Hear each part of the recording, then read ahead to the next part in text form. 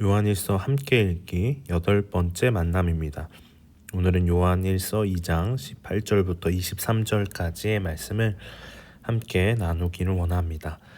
18절에 어린이 여러분 이렇게 시작합니다. 어린이 여러분. 자, 어린이라는 거는 우리가 12절부터 14절에 나눈 것처럼 아직 영적으로 성숙하지 않은 그러한 신앙의 초보의 단계에 있을 때를 말합니다.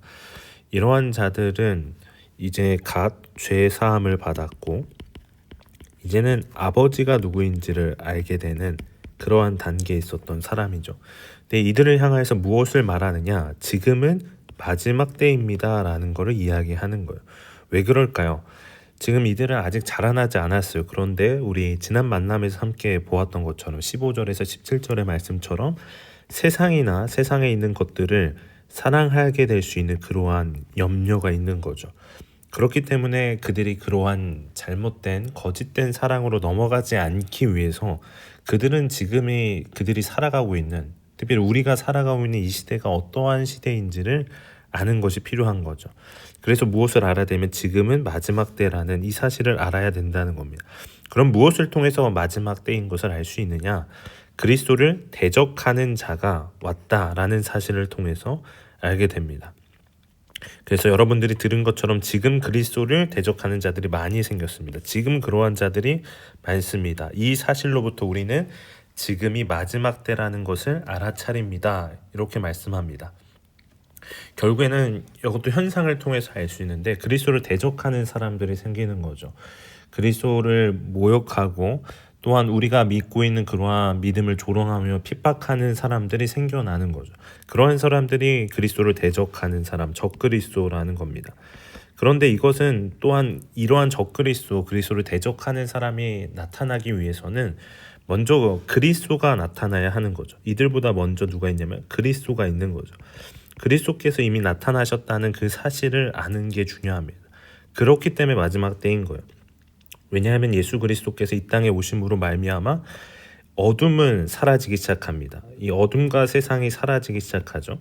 그래서 8절의 말씀처럼 어둠도 사라지고 17절처럼 세상도 사라지고 있는 그러한 마지막 때, 이거는 누구로부터 시작됐냐면 그리스도가 이 땅에 오심으로, 참빛이 비침으로 말미암아 시작됩니다. 그리고 그것을 더 분명하게 알 수 있게 하는 것은 무엇이냐? 적그리스도, 그리스도를 대적하는 사람들. 오늘도 우리의 믿음을 핍박하며 우리가 그리스도를 온전히 믿는 거에 있어서 방해하는 그러한 사람들, 그러한 존재들이 있는 것이 결국에는 마지막 때를 깨닫게 한다는 것이죠. 그래서 우리는 지금을 살아가면서 지금이 마지막 때라는 것을, 이 세상의 종말이 시작되었고 우리는 그 끝을 향하여 가고 있다라는, 그래서 이미와 아직 안에 사이에 있다는 그 사실을 분명히 기억해야 합니다. 또한 이 사람들은 어떤 사람들이냐면 그들은 우리한테서 나갔지만 우리한테 속한 자들이 아니었습니다. 그러니까 이들은 교회 공동체 안에 있었어요. 그런데 결국엔 그들은 나갔다는 거예요. 사실은 이 사람들이 나가기 전까지는 알 수 있었을까요? 알지 못하는 거죠. 예수님 말씀하신 것처럼 알곡과 가라지는 함께 있습니다.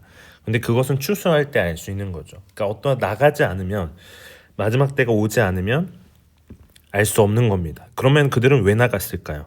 우리한테 속한 자들이었으면 우리와 함께 머물러 있었을 거니까. 그러니까 머무르는 게 중요합니다. 이 머문다는 거는 거하는 겁니다. 그리고 이것은 사귐을 의미하는 겁니다. 코이노니아인 거예요. 결국에는 하나님 아버지와 예수 그리스도와의 그러한 사귐을 공동체 안에서 경험하고 그러한 사귐을 누리고 있는 사람이라면 계속해서 머물러 있고 우리에게 속한 자들이었을 것이지만 그들은 다가가게 됩니다. 왜냐하면 그러한 사귐을 갖는 사람들이 아니니까요. 그래서 결국에는 그들은 모두 우리한테 속해 있지 않다는 것이 드러나게 되는 것이죠. 그러니까 교회 안에 있을 때는 모르는 거예요. 그러나 나갔을 때 아는 거죠.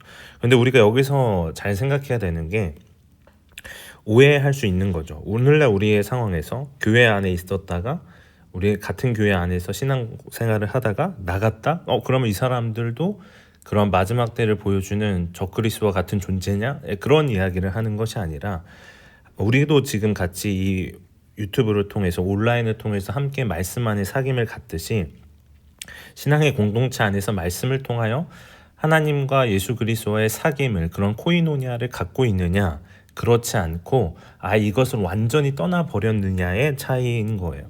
그렇기 때문에 그렇게 나간 것을 통해서 알 수 있는 거죠. 대표적인 게 사실은 이단인 거죠. 이단들, 이단 사이비들, 이러한 존재들이 이제 이러한 모습을 보여주는 거죠.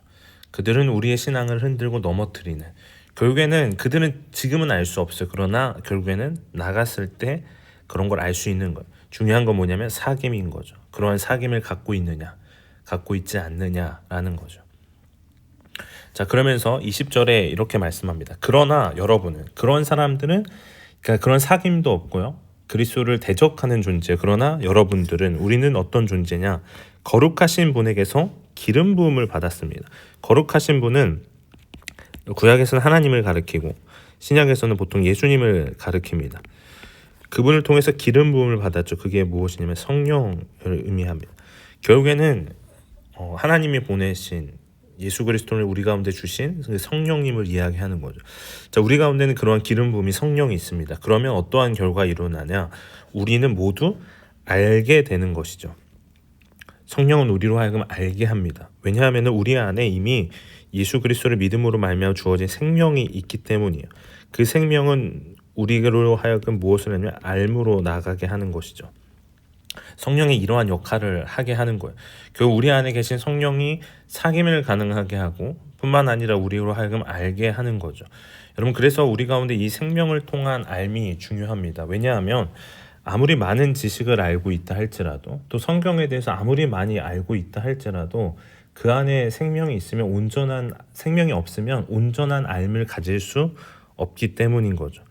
그래서 결국에는 성령을 통해서 그 생명 안에 주어져 있는 분명한 알을 알아가는 것이 필요합니다.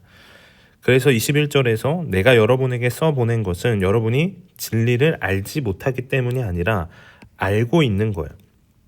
또한 거짓은 진리에서부터 오는 것이 아닌 것을 알고 있기 때문인 거죠. 그러니까 진리를 모르는 사람이 아니라는 거죠. 이미 알고 있는 거예요. 그 진리를 소유하고 있는 거죠. 그렇기 때문에 그 진리 안에서 깨닫는 것이죠. 하지만 이러한 것들은 거짓과 다른 거죠. 특별히 거짓은 이 마귀의 악한 자의 가장 큰 특징인데, 그들은 결국에는 진리에서 오지 않는다. 우리는 이것을 분명히 아는 것, 그리고 이것을 통해서 우리는 흔들리지 않을 수 있다라는 것을 말씀합니다. 그러면서 22절에 누가 거짓말쟁이입니까? 그들의 특징은 거짓인데 예수님이 그리스도인 것을 부인하는 사람들입니다. 왜냐하면 예수님은 그리스도이시기 때문이에요. 그걸 부인한다 그럼 거짓말쟁이인 거죠. 그런데 이 사람은 곧 아버지와 아들을 부인하는 사람이 그리스도를 대적하는 자입니다. 그러니까 그리스도를 대적하는 사람은 사귐이 없죠. 뿐만 아니라 그리스도를 부인합니다. 예수님이 그리스도이신 것을 부인하는 거예요.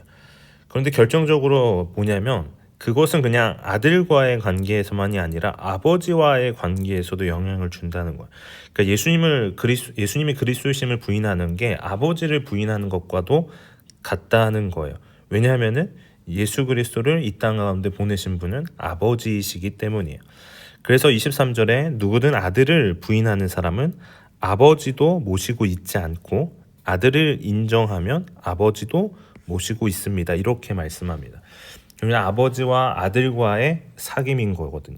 결국에는 그분은 하나이신 거고 아버지께서 아들을 보내심으로 말미암아 그분이 우리의 그리스도가 되셨기 때문이며, 결국 중요한 것은 무엇이냐면 이 사귐을 계속해서 가져야 하는 거예요. 그런데 이러한 사귐을 방해하는 이제 적그리스도 대적하는 사람들이 있는 거죠. 그들은 예수님이 그리스도임을 부인하는 거예요. 뿐만 아니라 우리 안에서 이제 우리 안에 속해 있지 않지만 이러한 사귐을 방해하며 우리로 하여금 거짓된 것들을 계속해서 말하는으로 말미암아 우리로 하여금 그것을 분별하지 못하게 만드는 거예요. 근데 분명히 말하는 거, 우리에게는 진리가 있어요. 우리 가운데는 성령이 계세요. 그 진리와 성령이 우리로 하여금 알게 하십니다. 결국에는 우리는 그러한 알을 통해서 무엇인지를 분별할 수 있는 능력이 필요한 거야. 그러니까 이 안다는 게 우리가 모든 것을 안다는 게 아니야. 알 수 있는 능력이 있는 거죠. 인지 능력이 있는 거야. 그래서 우리 아이들이 어느 정도 나이가 되면은 학교를 가잖아요. 그러니까 그 아이들이 알기 때문에 하는 게 아니라 이제는 배우면은 그것을 습득할 수 있고 인지할 수 있는 능력이 있기 때문에, 그것처럼 우리 안에 성령이 계시다면 우리 가운데 생명이 있고 진리가 있다면 우리는 알아갈 수 있는 거예요.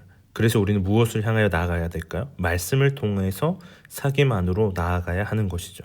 그랬을 때 우리는 더욱더 성장할 수 있는 거예요. 그래서 우리의 삶의 경계를 더 분명히 하고 우리가 무엇을 주의해야 되는지를 깨닫고 우리가 나아갈 수 있는 삶으로 갈 수 있다는 겁니다. 여러분, 우리로 하여금 주님은 더 알게 하기를 원하세요. 사귐을 갖게 하기를 원하십니다. 오늘도 그 주님께로 더 가까이 나아갈 수 있는 우리 모두가 되기를 주님의 이름으로 축복합니다. 기도하겠습니다. 하나님, 마지막 때임을 분명히 기억하기를 원합니다. 그래서 주님이 우리 가운데 주신 그 친밀한 사귐 안으로 그곳에서 주님을 더 알아가며 주님과의 친밀한 교제 안에서 더 많은 것들을 깨달아 정말로 이 세상을 분별하며 이 세상을 이기며 살아갈 수 있는 우리 모두 될 수 있도록 인도하여 주옵소서. 예수 그리스도의 이름으로 기도하옵나이다. 아멘.